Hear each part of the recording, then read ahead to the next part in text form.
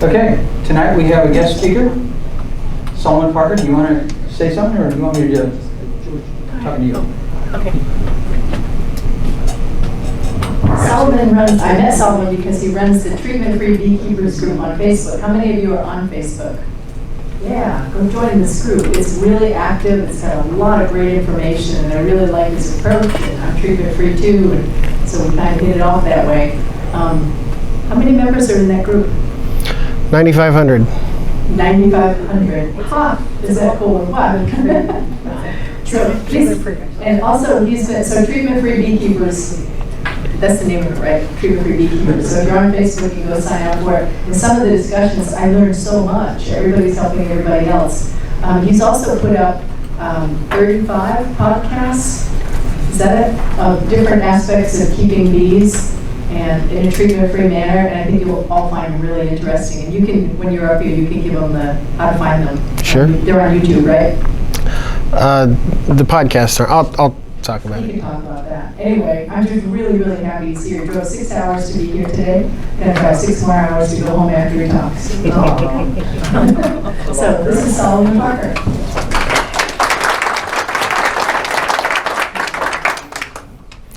Hello, thank you for having me. Just by way of introduction, I am a treatment-free beekeeper. That's what I do. That's what I've always done. I'll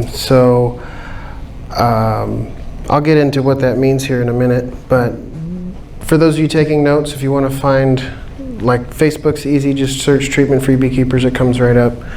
The podcast can be found at tfb.podbean, like bean, podbean.com. tfb.podbean.com. So TFB is me and Podbean is the host, and then what else do I have? Brenda, you can post that. You give it to Brenda, she'll send it out in the notes. Okay, awesome. I also have a little website that is kind of like a small encyclopedic sort of website about beekeeping in general and treatment-free beekeeping specifically. That's at parkerfarms.biz. I'm going to change that because I just moved back to Oregon after living in Arkansas and Colorado for 10 years, and turns out there's already a Parker Farms here, so I have to change my name. So let's start out with what treatment-free beekeeping is. If you're not a treatment-free beekeeper and don't have any intention to be one, that's fine. If you don't want to listen or go, I won't be offended at all. But if you do want to hear about what I do and what we do, just listen, because even if you disagree, it's a good thing to talk about, to be able to come together as a beekeeping community. And even though, as you say, we do things differently sometimes. So treatment-free beekeeping specifically is the idea that I don't treat my bees with anything.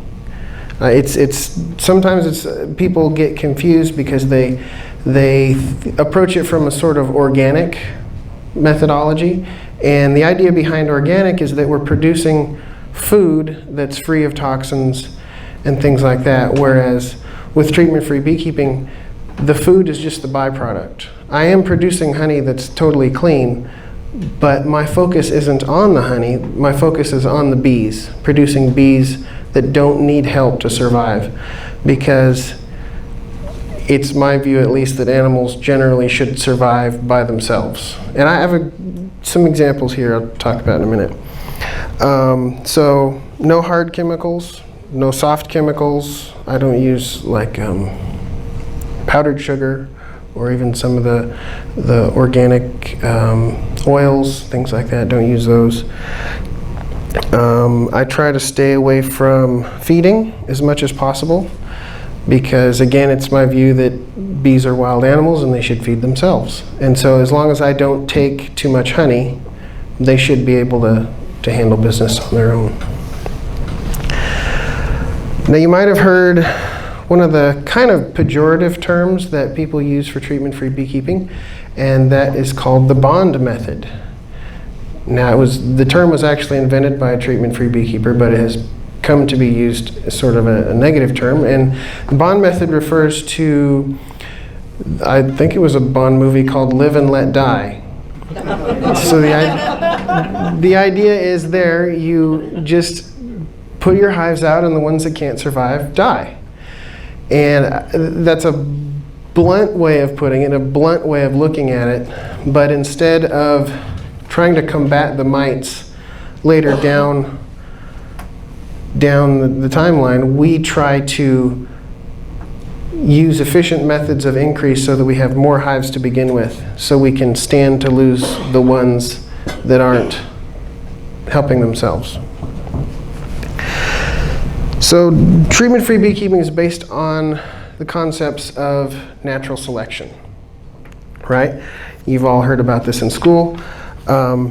It's commonly said that it's survival of the fittest. And that is true, but only in a small sense.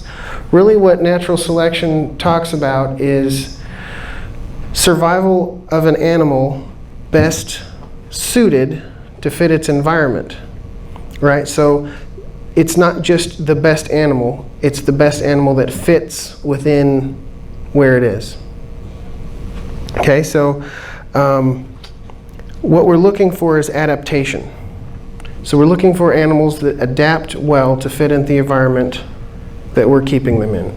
Now we can look at hives and say, well, that's not natural. We can try to focus on more natural ways of keeping hives, and that's great, but that's not really my focus. My focus is just on the bees. We're not trying to cause evolution. It's very difficult in the time scale of a human life to ever see something truly evolve. So we're not looking at that. What we're really looking for is bees, in our case bees, that, and this goes for other things too. Some people, in farming we do this in all sorts of different, well, we used to anyway. We used to breed animals and plants and vegetables and things based on how well they could survive and deal with pests before we had really good pesticides. But now that we have really good pesticides, we're focusing on maximum production, which leaves us with creatures, organisms that have little to no natural resistance to pests. And unfortunately that has happened with the bees as well. So what we're looking for is certain mixtures of traits, right? There's no single trait that's going to allow bees to survive. Let's just say mites. Mites are the ones we look at the most closely because they are the most clear and present danger to our hives. So we're looking for not a single trait, but a collection of traits at varying strengths that allow the bees to deal with the mites in whatever way they are adapted to, whatever way they see fit. Right? They're animals. I try not to anthropomorphize things too much. I try not to give them human traits. But for our purposes in understanding it, let's just say that we're trying to understand, we're leading them to develop the traits that they need to survive. Now when we do artificial things, anybody familiar with the VSH trait, Varroa sensitive hygiene? You've heard about this? You can buy queens that have that trait. Well, what happens when you take that one trait, and that's just, for the most part, it's just one trait that allows the bees to sense mites in the cells and chew out the mites along with the brood and chew out the cells. When you overdo that one trait, you get what we call OCD bees. Now, OCD, of course, stands for obsessive compulsive disorder, and what OCD bees do is they will chew out brood to the point where they're causing damage to the hive because they're killing all of their own brood, whether there's a mite in there or not. So we don't want that.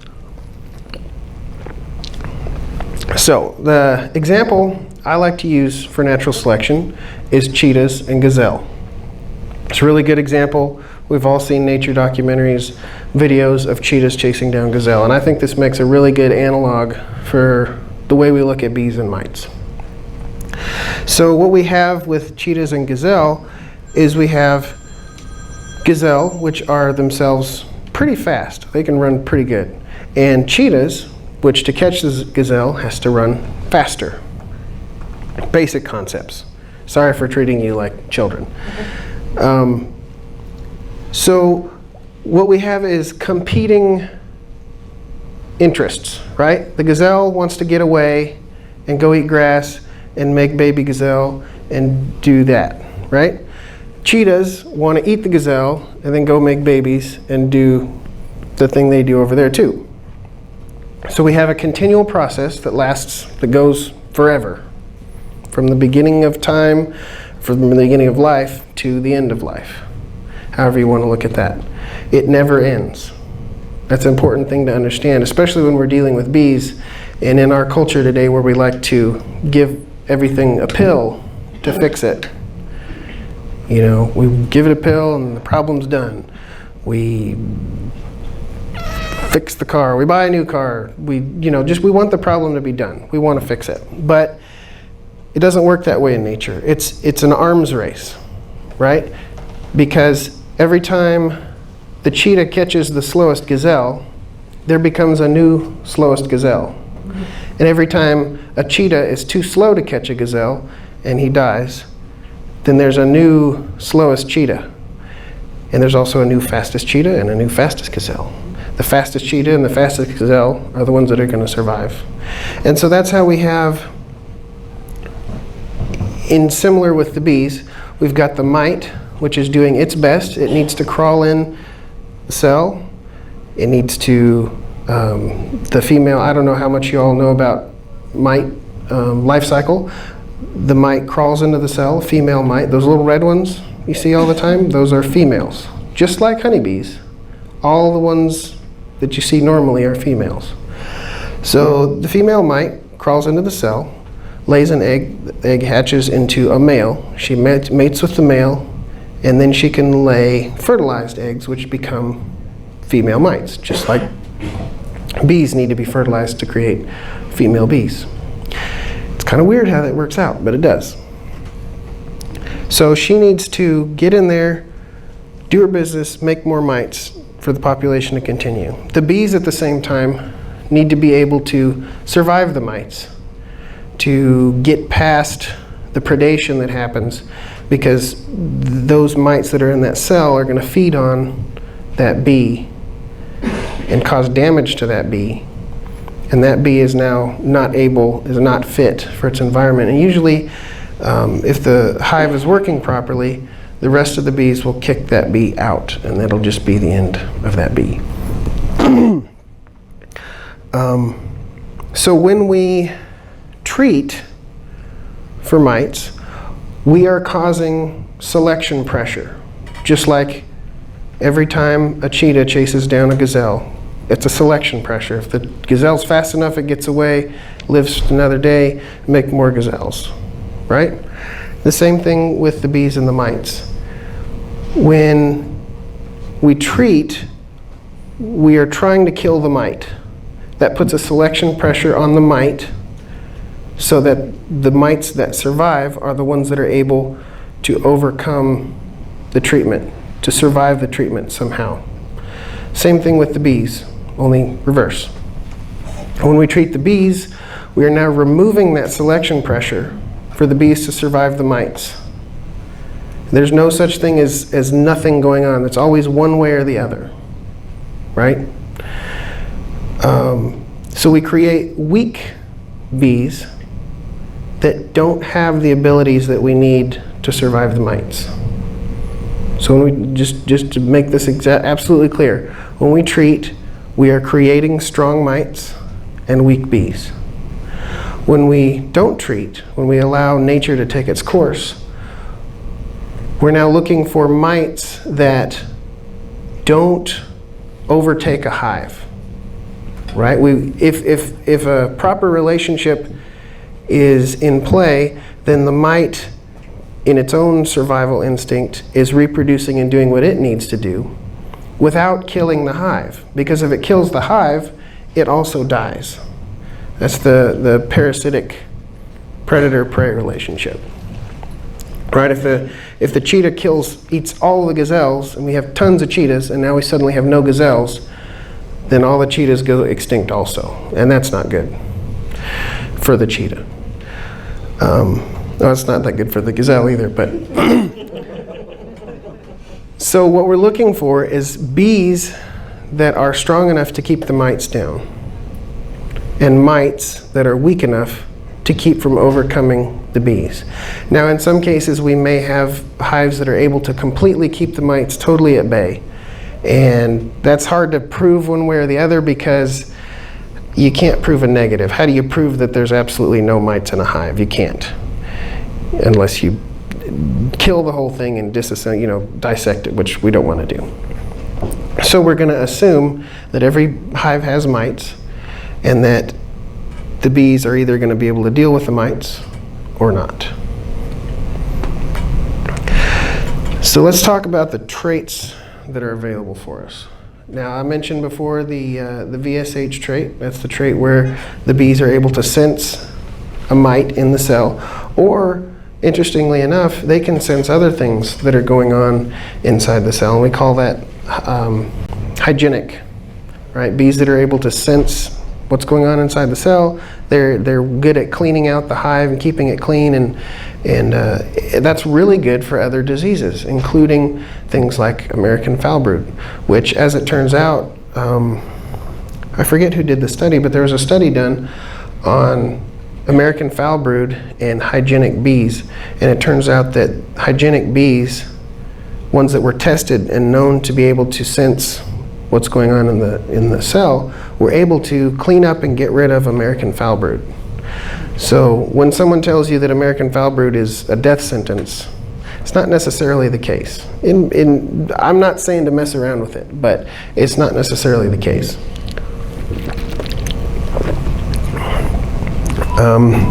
Another trait people like to talk about is mite biting. Oh, and by the way, if anybody has any questions, feel free to raise your hand. Interruptions are no problem. I love answering questions. And I'll be here as long when I'm done as you need to answer everybody's questions. Okay, so we're good there. So the mite biting trait is a trait where bees will actively seek out mites, even crawling around on each other. A lot of times you'll see a bee crawling around in the hive, have a mite riding on its back, and just nobody cares, right? That's fairly normal, but there is a trait where bees will actively seek the mites and find, they'll actually chase that bee down and grab the mite, and they'll start freaking out and jumping around. And maybe some of you have seen this if you have observation hives or a observation window on your hives. I think at this point in the world, that's still somewhat rare. And as I say, we're not looking for a specific trait, right? We're just looking for a combination. Because I've seen hives that have don't seem to have any hygienic ability at all, and in fact have tons of mites, and yet are surviving. And that's one of my favorite traits is where the mites, somehow the bees have corralled the mites, and they only end up in the drone brood. Right, so what happens is, like I said, the mite life cycle earlier, the worker is only in the cell for about 21 days, right? The drone is in in their cell for a week longer. So every certain number of days, that mother mite is able to lay a new egg, and the first one becomes a male, and every subsequent one becomes a female. So the longer that those mites are in that cell, the more mites you will get, the more female mites you will get, right? And in fact, that's the way that it works in the species of bee that the mites originally came from. In fact, the drone cell has a hard top that can't be chewed out, and so the mites are protected in there. So in our hives, when they express this trait, the worker brood will have very, very few, if any, mites, and the mites aren't reproducing very well. Meanwhile, the drone brood will have plenty of mites. And because those mites are in the drone brood, the worker brood is fine. And drones aren't really necessary in the hive, so they're used as a sort of a sink, a sacrificial something, a sacrifice, so that they're the ones that get the mites, and they get booted out when they hatch out, and the workers are fine. And a hive can survive a pretty high mite load in that situation because, again, the damage is not happening to the members of the colony who are important. They're happening to the members of the colony who are not important. And so we can have a high mite load, yes. Question I have is, if they're doing that, do the mites leave some type of a pheromone or scent that when she lays the egg and another drone is produced, the mite queen wants to go to that cell because it's produced a mite before?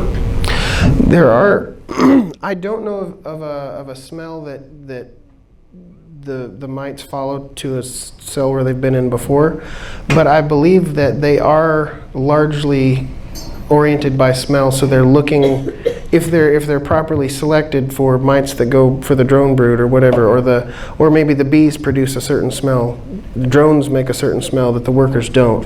Whatever it is, it's largely driven by smell, I'm led to believe.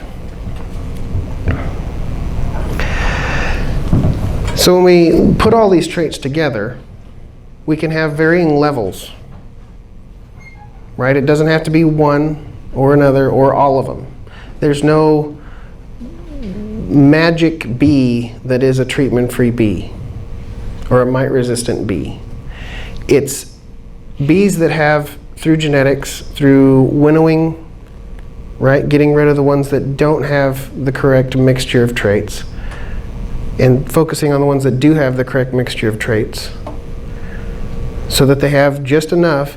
Even in this is one thing that was pointed out to me recently, is a queen goes out and mates with maybe 10 or 20 drones.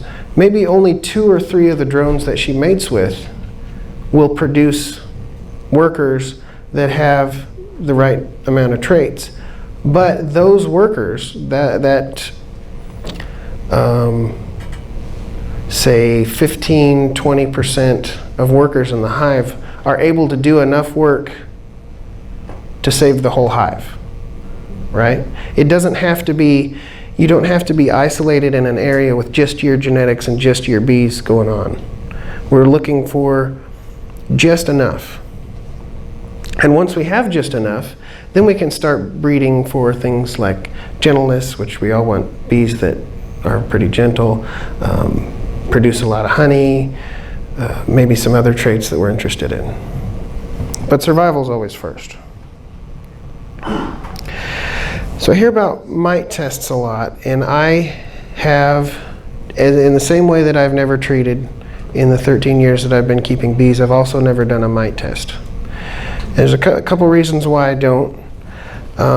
Number one reason is because I'm not going to do anything about it. If I test a hive and it's got tons of mites, I'm not doing anything.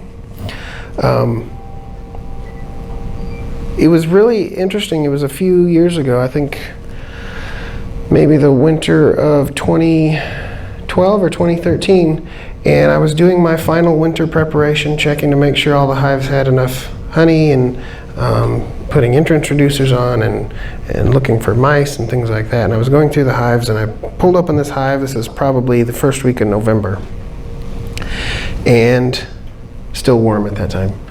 And I pulled out this hive and pulled out this frame. I keep Langstroth hives, and there were mites crawling. I could see mites, lots of mites on the bees. I could see mites crawling across the comb. I could see mites crawling into cells. I could see mites in cells. It was, anyone I've ever talked to would have told me that you have to treat this hive now or it's dead, or don't even worry about treating it because it's dead. It's not going to work. So this time of year, it's just not going to happen. So I thought, well, this hive's dead. I'm not going to worry about it. I'm not going to worry about feeding it. I'm not going to worry about introducer. I'm just going to leave it and count it as a loss. That year, I think I had 11 hives that year, and one died, and it wasn't that one. That hive survived, and I used it the next year. I scaled it back to a 5-frame nuke size, and I used it to draw a comb. So I don't know, and this leads to my number one question when I talk about this is, why don't you just requeen or something? If you have a hive that's not doing well, why don't you requeen, and then you don't have to worry about the hive dying.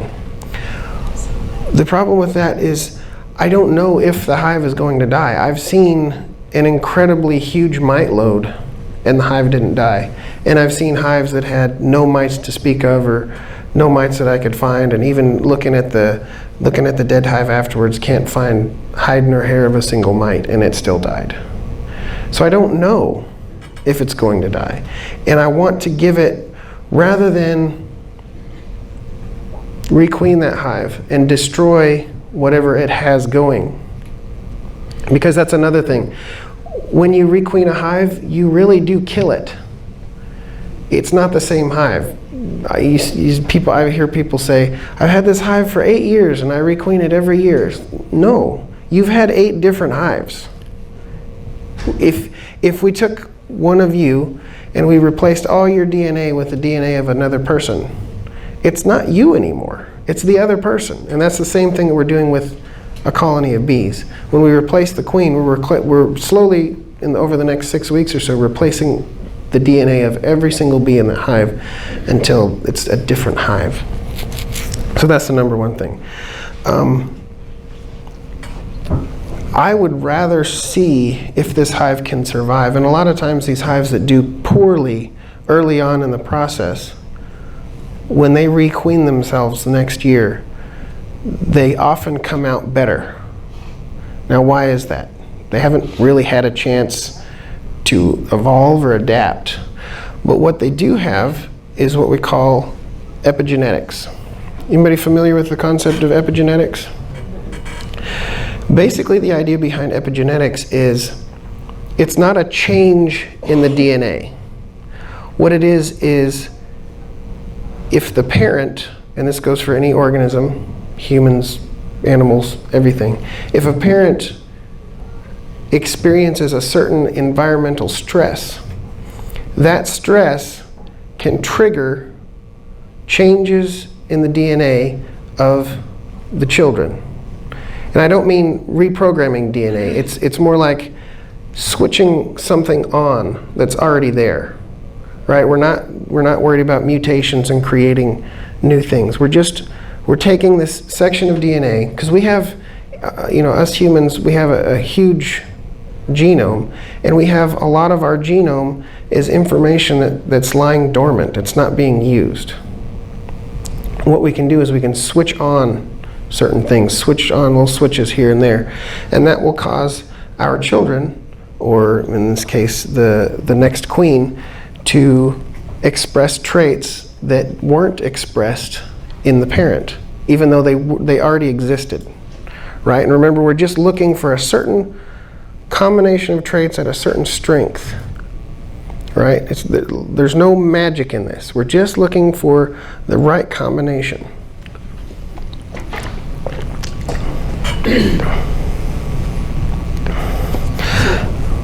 Yes? I want to be real clear on this because it makes sense to me. If you requeen, you stop the process of that system taking the knowledge it had from the prior season and working it or reweaving it for the next season. The minute you bring in that new queen, all that information is lost. Correct. Exactly. Now that queen may die, in which case, that's the end of that story. Or she may live. That hive may live and live to the next season. And when that queen is naturally replaced through a supersedure, or maybe we pinch her for some reason, that next generation is where that happens. With those new queens, they may have traits that are switched on from their mother that the mother herself didn't have.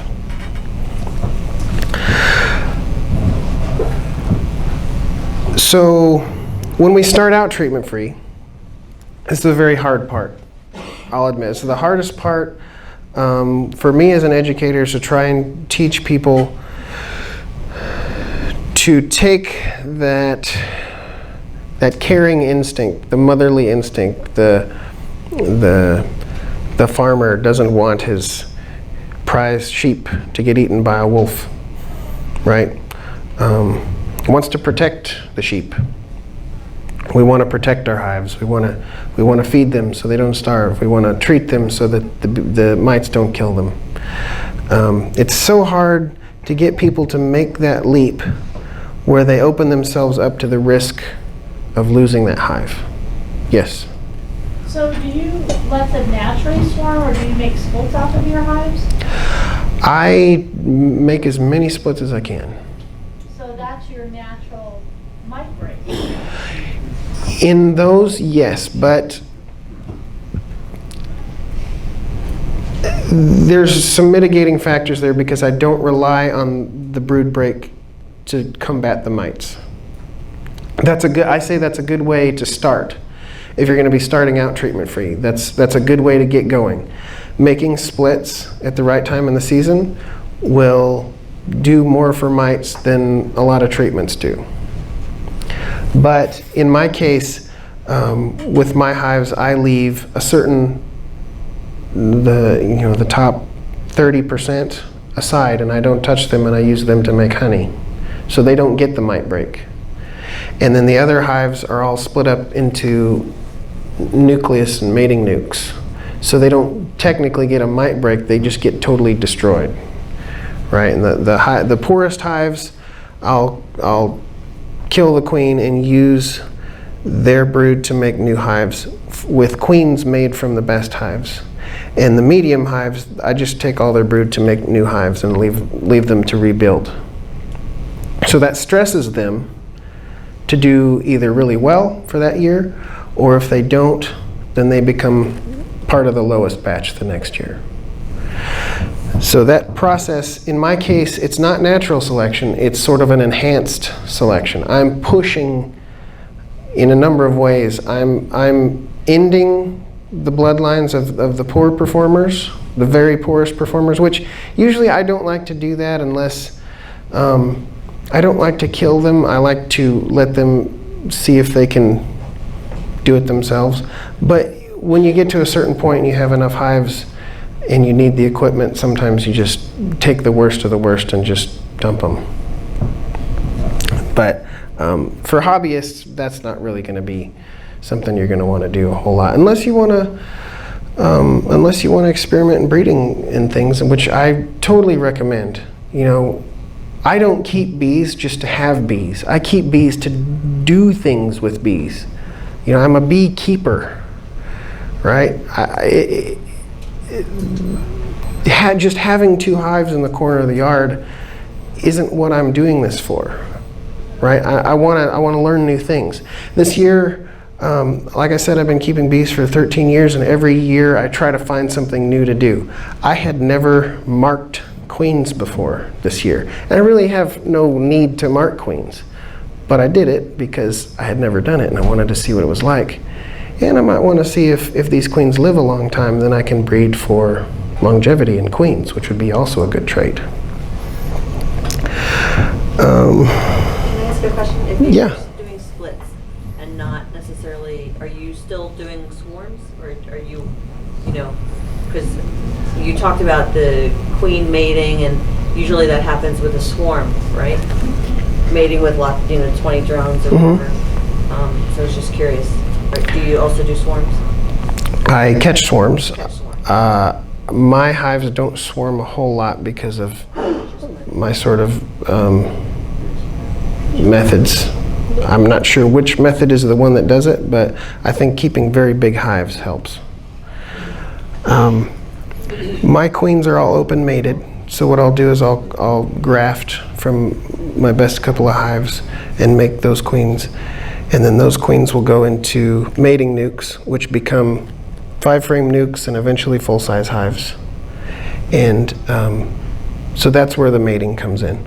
And then the bigger hives, oftentimes, it seems almost every hive, maybe not every hive, but a good number of the hives will naturally supersede every year in the usually late summer for me. That'll happen.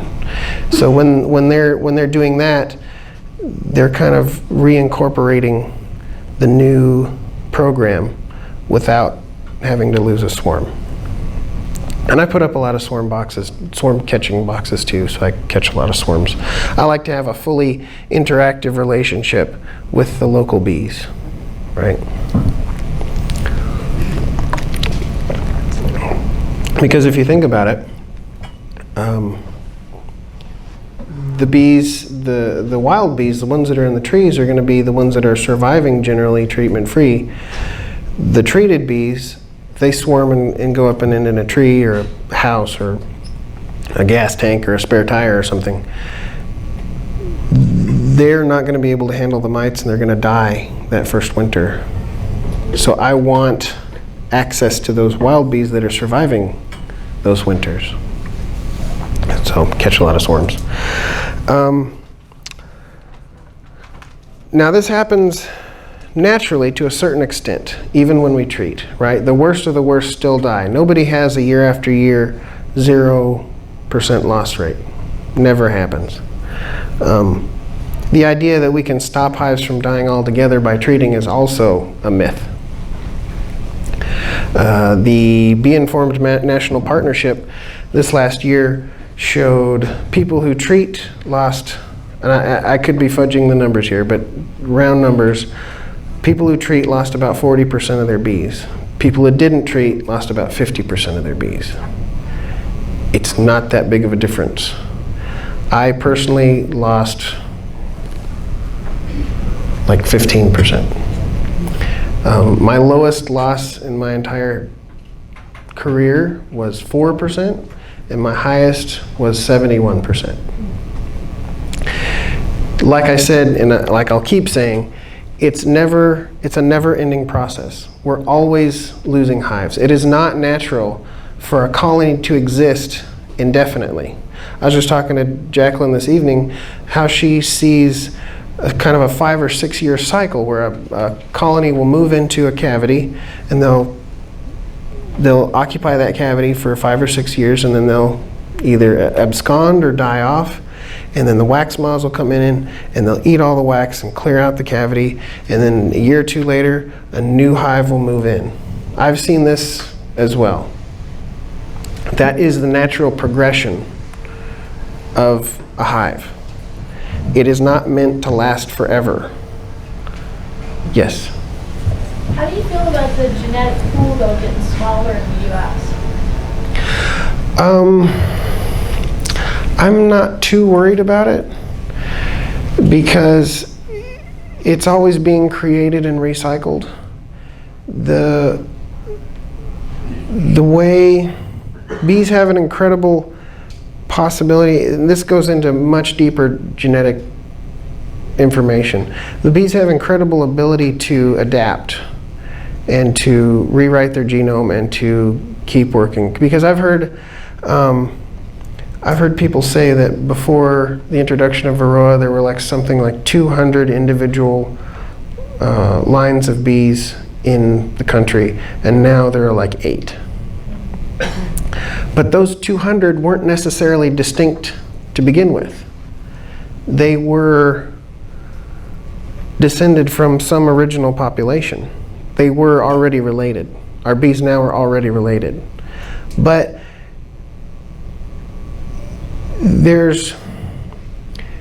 bees generally create a new generation every year, 1 or 2, depending on how many times they swarm. But just let's assume 1. If you take a human genetic code, right, and you follow your ancestors back, I think it's 34 generations, somewhere back in the 14 or 1500s. you have more ancestors, more direct ancestors, than there are people who have ever lived. Right? If you think about that for a minute, you'll realize just how inbred you actually are. And that's the same way with the bees. Everything is always intermixing, and when you get a certain distance away from an ancestor, it doesn't matter anymore. Right? Second, third, fourth, fifth, 25th cousins, it just doesn't matter anymore because there's not enough information contained in the DNA to reproduce that effect. Now, we all know the problems with inbreeding from dogs are the most obvious example. Certain types of dogs, we all know this, certain types of dogs have problems that are the same, like Rottweilers have hip problems or whatever it is. This is due to inbreeding. But bees don't have things like that because, first of all, the queen mates with 20 different drones, and so if we make a new hive and we split, she makes multiple queens. The way that I do it, I make 20 or so queens out of each queen. You never know which drone, all the queens don't come out looking the same. They are, even among themselves, only half sisters. They're not even full sisters. So the gene pool spreads out so quickly with bees that I don't think that's a problem. Wake up. There it goes. So we have some examples that this has already happened in the past. Right? Wax moths were not originally native to this continent.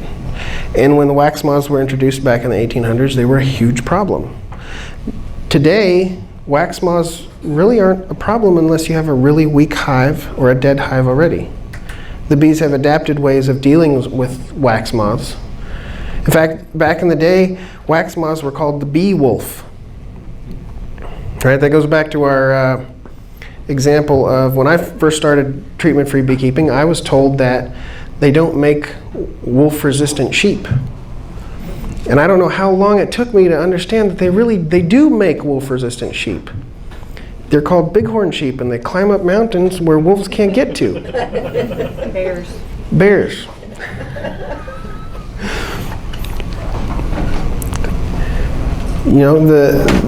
The same thing goes with our bees. At the time, there weren't many people who had mite-resistant bees, but now there are. Another example, American foulbrood. Did you know that there have been a number of people throughout the past several decades who have developed American foulbrood resistant bees? Bees that you could give American foulbrood to, and they would recover. They didn't really go anywhere with it because they didn't produce honey. But if they'd have given it enough time, as we have given it enough time with Varroa, that eventually we can, by the continual winnowing process, return that trait of the honey producing back to bees that have lost it because they were focusing on something else at the time. Once we get that something else, the mite resistance, foulbrood resistance, whatever, once we get that worked in, then we can come back and work the honey production back in. And the same thing goes with gentleness. When you introduce a pest into a honeybee population, one of the first things that goes right out the window is gentleness. The earliest mite-resistant bees were all mean. Now they're not. Unless you're in down in the south where you have Africanized bees, but that's a separate situation. Tracheal mites. How many of you treat for tracheal mites? Nobody cares about tracheal mites anymore. 20 years ago, 30 years ago, they were a big problem. People were treating them with menthol and grease patties and all sorts of fun stuff. And now they're gone. What happened? They were kind of ignored when another bigger problem came along and it went away. So lately we have CCD. What's the solution to CCD? We don't really know yet. But since there's no way to stop it, it'll naturally work itself out.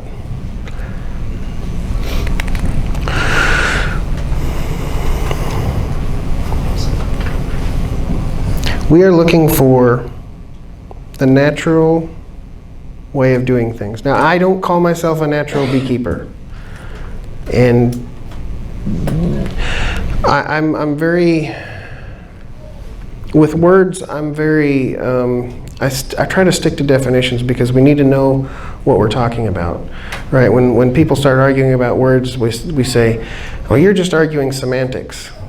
The definition of semantics, here I go. The definition of semantics is the meaning of words. Semantics are what we talk about when we talk about words, when we talk about the meanings of words. So what we're doing in keeping bees is not natural. Or unless you have logs in your front yard, which, you know, that's pretty close. But you can't really keep, it's hard to harvest from a log, right? Beekeeping involves doing things, and doing things involves things that aren't natural. But we are trying to incorporate, or at least not interfere with, the natural processes that are going on in the beehives, in nature. We want to, in some cases, even enhance them, right? Because by treating, let's go back to our cheetah analogy.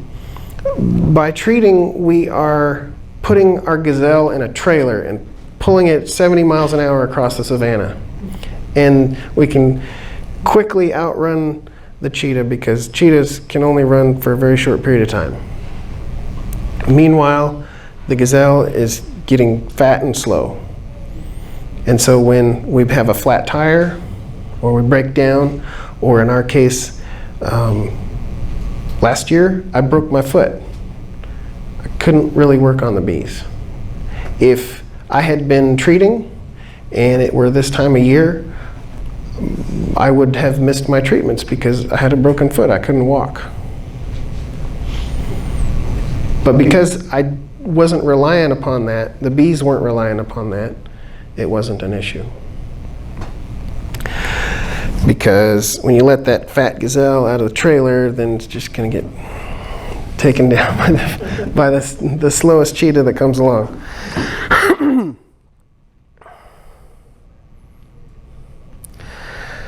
So, like I said before, unless I know how fast that antelope or gazelle can actually run,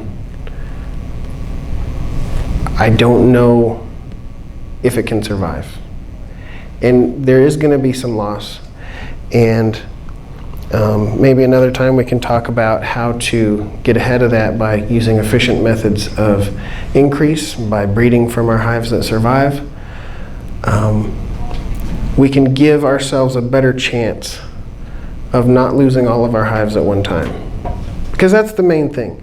I'm here doing this now because I have a desire to educate people, because I've seen so many people fail. I had a friend back in Arkansas, and she called me up one day and she said, "Hey, my bees are going to be here on Saturday. Can you come help me install them in the hive?"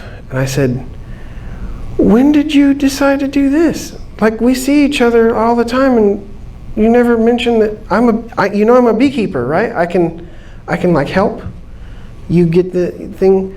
And so the bees came, and we installed them, put them in the hive, got it all together. I even came back a couple of times to show her how to do inspections and be a beekeeper. And that October, she called me up and said, "The bees died. Come get my hive. I'm done." I don't want to see that. Okay, I don't want your hives. Especially because hers were 8-frame, and I don't use 8-frame. Nothing wrong with 8-frame. But I want people to be successful and to enjoy this, right? My catchphrase at the end of my podcast is have fun keeping bees, because if you're not having fun, you shouldn't be doing it. I hear so many times people ask questions on the Facebook group and they say, I'm worried about this thing. Did I do the right thing? I'm going, number one, stop worrying. It's not going to change anything, right? So if you can get to the point where you understand what's going on and you know how to deal with it, and you're not just buying bees, that's one of my, I call them failure modes. One of the biggest failure modes that I find is people who just buy packages every year. And that's one of the huge obstacles to getting into treatment-free is people go, well, my bees are going to die and then I'll just have to buy new packages again. I can't afford to buy new packages every year. Like this, the answer is in the question. If it's not working, stop doing it. Catch swarms. You guys seem like you have way more swarms than we have down there. I haven't gotten any swarm calls at all this year. But I focus rather on swarm calls. I focus rather on swarm traps. So the swarms that I catch come to me and I don't have to worry about getting calls at odd times of the day. The other thing is, it's not treatment-free is not a treatment. It doesn't work like a treatment. You don't just stop treating and expect the same things to happen.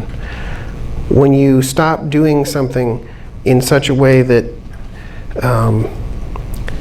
treating encompasses such a great amount of what goes on in a hive, it has such great effects that when you stop doing it, the whole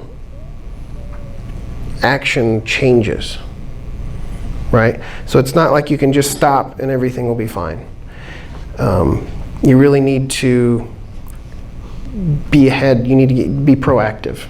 So in my case, being proactive is making new hives every year, keeping the best, selling the good enough, and getting rid of the not so good, or allowing the not so good to get rid of themselves. Right? There's something that needs to be done on the front end. And these things are, people are so worried about things that might be hard. But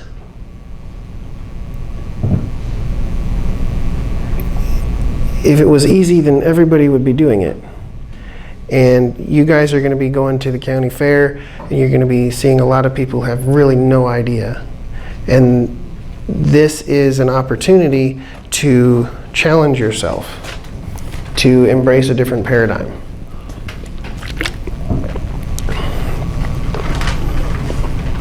Do catch swarms. Like I said, swarms come from healthy hives, be they even kept hives or wild hives. Swarms come from healthy hives, so you should always be on swarm lists. Put yourself together some swarm traps. The best kind of swarm trap in my experience is a single 10 frame deep or a hive approximately of that same volume. Maybe 2 8-frame mediums or 2 10-frame mediums, or I've found in my area this year as a learning experience, swarms don't like 5-frame nukes in my area. They loved 5-frame nukes in Arkansas because all the swarms were like this big. But here the swarms are like that big, which is good, but they just don't want to fit in a hive that's this big. They want to fit in a hive that's this big.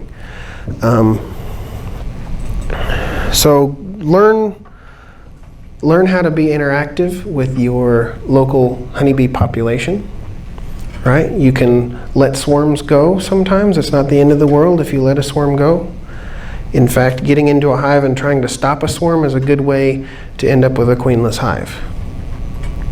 I always tell people, don't smash the queen cells. If you get into a hive and you find that the hive is already swarmed and there's a bunch of queen cells, or there's just a bunch of queen cells and you don't know if it's swarmed or not, rather than smashing those swarm cells and trying to prevent a swarm that may have already happened, take those frames out with the bees on them and start several new hives.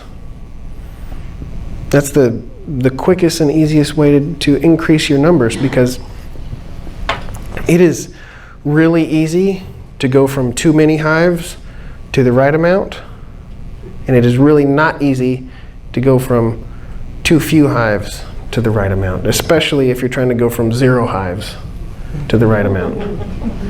It's really hard to go from no hives to some hives. It's really easy to go from, say, 10 hives to 5 hives. You can combine them, you can sell them and make some money, you can give them to people who want to start beekeeping. All of these options. So go for more than you're ready for, even. 3 was more than I was ready for. Does that happen? When I started beekeeping, this was back in 2003 when packages were cheaper, I bought 20. That was too many. I couldn't afford enough equipment to keep them all in, and so over the next couple of years, rather than try and replace my losses, I just took the dead hive and stacked it on top of the live hive so that I could have a full hive worth of boxes. Probably lost quite a few swarms when they were all single deeps, 20 single deeps in a row.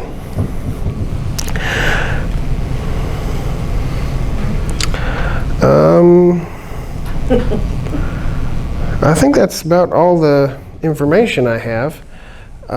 Questions? Yes. Treatment-free, including but not limited, let's say height off the ground, location by sun load, how often you inspect, rotating. What would be, you say, the 3 things you found being treatment-free, the 3 things that you have found to be most valuable of like knowledge out there, but with you specifically with the treatment-free? 3 things that are most valuable for being successful in treatment-free? Yeah. I would say the number 1 thing is knowing how to split hives and make new hives efficiently. Probably the most efficient way that you can make new hives is to find swarm cells and split them out into new hives. Because, you're starting with a hive that's healthy enough to build up and swarm, and you're creating you might even be able to create 15 new hives out of that. Probably more like 5, but, if you're willing to get in there and cut the cell out and smash that between 2 other frames, if you're willing to really deal it out, you can make a lot of new hives. So that's number 1. So my hive production method when I'm building nukes every year is kind of based on that. So I take frames of brood and I give them queen cells and put them in little bitty 3-frame nukes, and that creates a new hive. So that's really efficient. When I discovered that, that totally changed my world. What would be number 2? Probably catching swarms and swarm traps. When you can throw together plywood swarm traps for $5 or $10 a piece. If you just have a table saw, you can make all that yourself. If you don't, then you can take your extra boxes that you're maybe not using, slap a piece of something on the top and bottom, and go set them out somewhere at a friend's house or many friends' houses. And you'll find, if you get on the Facebook group, probably the professional swarm trapper there is a guy named Jason Bruns. And I've had him on the podcast twice now, and he's just genius at catching swarms. So he gives away most of them. He catches so many. He catches, 40 or some a year. Jason Burns? Bruns, B-R-U-N-S. He's very, very, very, very passionate about swarms. Yes, he is. Very entertaining to listen to that in his podcast. And he also his voice sounds exactly like Ron Howard. Yes. And your 3rd one? 3rd one. Based on a swarm being from a lot of times the feral, have you found where you place it based on how much sun they get affects the rate of a treatment-free to where, like, whether mites can live longer, yes or no? I don't know those answers. But have you found that helps, or like helps your hives with a certain, like, all-day sun to the evening or till 4 o'clock, or have you found any on that, or is that one of your top 3? I don't know really. My hives are generally in full sun. Through 8 o'clock at night or 7 o'clock at night? Or at least until late afternoon when there's like trees and stuff on the west side. And that's been the case both in Arkansas and here. In Colorado, they were in the full sun all day long. The nearest tree was like 1/8 of a mile away. So I don't really notice any effect there. There's a lot of people that say there's an effect with small hive beetles in sun. Increase or decrease? It's better for them to be in full sun. The hives can deal with the beetles better, or the beetles don't like it as much, or something. Okay. We don't really have these here. Third one, he's really going to hold me to these 3. But you can't leave it two. I was going to tighten you up to where we can expand you, and then what you're talking about with the bees. There's also, I do have a bit of a blind spot because I've always done it this way. I can't say that I used to do this and now I do this. So like, you may have heard of small cell comb. A lot of people do foundationless, which ends up being more or less the same thing. I've always used small cell foundation in my hives. So that may be it. And I have a whole presentation on small cell. But again, I don't have the 2 to compare to. All I know is that it works for me and other people do other things and it works for them. So that might be one. I try not to get in the hives too much. So in spring, when I'm really watching them closely, I'll get in there maybe once every 2 weeks. When I'm rearing queens, that requires getting in the hive, half a dozen times in the space of 3 weeks or so. So that kind of happens with that one hive, or that whichever mother hive that is. But when I get to, and I hear you guys have a pretty firm dearth here in like July, August maybe. During that time, I do not get in hives at all. In fact, you can see on my YouTube channel, which is Treatment-Free Beekeeping YouTube channel, you can find, in fact, this video will be on there, so in case you want to come back and check out this information again, you'll be able to see that. I have a video of my biggest hive being totally robbed by tens of thousands of bees because I was out checking the bees when it wasn't a good time to do it and it set off robbing. So if we can avoid that, if we can avoid stepping on our own toes and causing problems in our own hives because of getting into the hive at the wrong time of year, let's avoid that. Anything else? Yes. Think about rotating hives, do you do that in the spring? I don't generally do that. I do sometimes when I have a hive, like the way that I do my queens, I need the queen and all the brood to be in the very bottom. So if they haven't moved down there yet, I'll move them down there. But as a general practice, I don't worry about that. I do keep my hives big, right? So minimum of 3 deeps, 4 deeps, sometimes 5 deeps, all year round. And I don't take the comb off. When I harvest honey, I get done.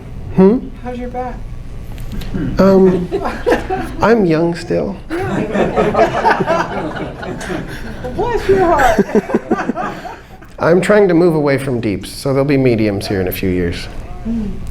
But aside from that, the idea is that keeping a larger hive, my theory is when we drop a hive down in size over winter, late in winter the bees make a decision. Again, I'm putting human terms on this. But bees make a decision of what they're going to do that year. And so when they have a hive that's, normally it's like 2 deeps, that's kind of the standard, which comes from commercial beekeepers. And remember, if you're not a commercial beekeeper, you don't have to keep bees like commercial beekeepers do. You just don't have to. It's you don't need to, and you probably shouldn't, because they're doing things that you're not doing. They are keeping bees in a way that you're not, so you don't have to do things like they do. So when they get to from the winter cluster and they build back up and they reach 2 deeps, you find them wanting to swarm all the time. But if they're starting with a huge hive and they get to the end of winter and they say, look at all this empty space, I don't think we're going to be able to swarm this year. No swarming. That's my experience. I can't, like I said, I've never done it a different way, so yes. Do you add honey supers, or when you pull honey, do you pull it out? Let's say, example, you have 4 deeps normally, or 5 deeps. You have 4 deeps and you add a 5th. When you pull honey, do you sometimes pull honey frames out of the ones and tighten it down, let's say, to 3 deeps for the winter? Or do you, like, if you're at 4 deeps, throw on honey supers and leave it at 4 deeps and then the honey supers above? I don't use queen excluders, so sometimes there will be like a chimney of brood going up the middle. So when I harvest, what I'll do, in a 4 deep hive, and I'll take a look through the hive and I'll say, I think I can pull off a full deep of honey and they'll still have plenty. But that means that I'll have to go through the top 3 boxes to get 10 frames and then reorganize things back down into those 3 boxes. And then when those frames are extracted and empty, I'll come and put that back on the top. And that also allows me to not have to worry about wax moths in stored comb, because I don't store the comb away from the hive. So as a follow-up to that, what do you generally run for the number of deeps for a hive? I like to have a minimum of 3, and so I try not to. And this will be different depending on your area, how much honey you need to leave for the winter. I like to leave those bottom 3 boxes mostly alone, and oftentimes that means I'll have quite a bit of pollen down in the bottom box, so that the next spring when they get around to building up again, they'll have all that pollen to build up with, and they'll be built up early enough to have a big bee population at the earliest flow. Yes. When you say you re-put the comb after honey extraction, you make sure it goes on the same hive? No. You don't get cross? It just goes wherever. Okay. The biggest hives will get more. If there's a smaller hive, I'm not going to try and put 8 empty boxes on top of a small hive. Right, if the hive didn't do very well, or it's one of the ones that I stole brood from and so it didn't make much honey, then I'm going to leave them alone. They'll be like 3 deeps. The super big hive that made all the honey this year, they'll get like 2 deeps on top. And so it'll be their job to keep the wax moths out of that comb over the next 6 months. Yes? With your system that you use for no treatment, how have you found your success to be, say with your hives now compared to 5 years ago? I do have a little bit of a problem in making that designation. I can tell you, so I just moved from Colorado to here this last fall, but I did have a good stretch when I was in Arkansas. And when I moved to Arkansas, from here, my winter here only got to be like 20 degrees. And then when I got out there, the winters got down to like 0 or lower, -10 even sometimes. And so I lost that first winter. Had my worst loss ever, and I lost 5 out of 7.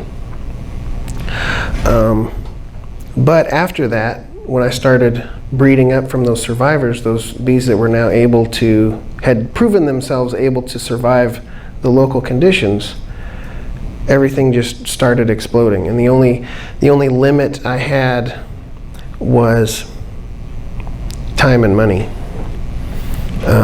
And I find that to be the case after, in any given location, starting up a new operation. After about 3 years and everything, you as a beekeeper become experienced in what you're doing. The bees become adapted to where you are. And it really helps if you start with bees that are already adapted to where you are. So if you're, if you're keeping bees here, if you start with bees from here, that process goes much quicker. So yeah, after I started keeping bees in Arkansas really about 2008, and in 2013 I had like 4% losses. I was making 25 or 30 nukes and selling them. I was selling queens. Everything started to click and it started to work. And I wasn't losing hives from Varroa. Did you bring your bees when you moved? Yes. What was the question? Did I bring the bees when I moved? How'd you do that? I stacked them on a trailer. An open trailer or a closed? It was an open trailer. I put screen over the entrances and I strapped them on, and it's a 2-day drive. And you kept him inside the whole time for Mhm. 2 days? I did, every time I stopped, I would squirt them with water and make sure they had enough water because, between Colorado and Oregon is mostly desert. So I didn't want that to be a problem. How local is local? I mean, you go through a kind of a crash cycle when you go to a new location. How far do you think that is? What would you describe as a new location? I find that the climate is the main issue. So you guys here have a more gentle winter than I have down where I am. So if I were to move the bees here, I would expect them to actually do better the first, compared to what I'm used to down there. They might do a bumper crop the first year here. The problems where I've run into is where the winter gets harsh. So, and that presents a huge problem when we're buying packages, because most of the packages that are available are from somewhere south of us, right? Major populations in the United States are California, Oregon, and Washington, and the Northeast.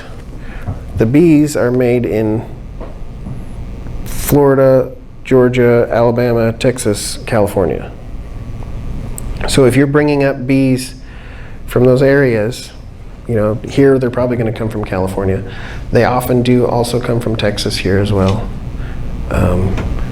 Those bees are not going to be accustomed to your winter.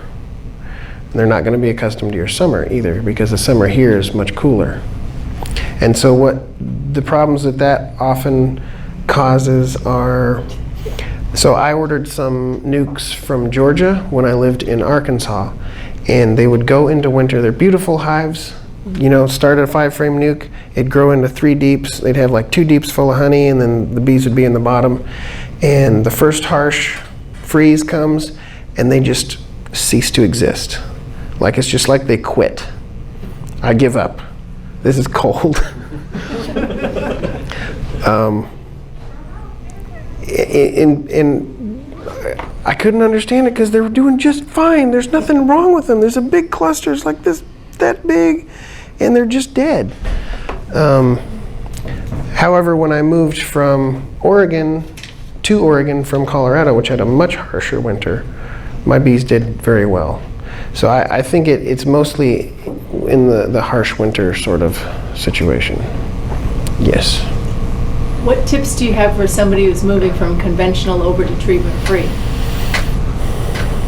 More hives is better. If you're moving from conventional to treatment-free, the first thing you should do is split everything you have as many ways as you possibly can. That will give you a greater chance going into the winter season, which is typically the hardest season, to have your bees, some of your bees at least, survive. And like I said, really the goal is to always come through winter above 0.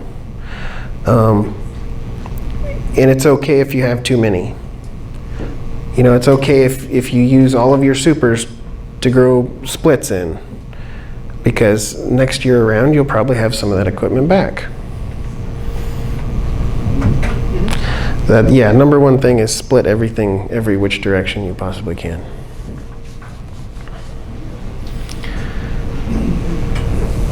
Anyone else?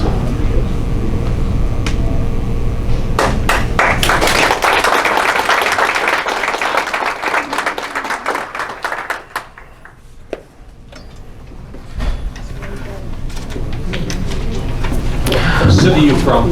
I'm from Medford. Oh, and one other thing.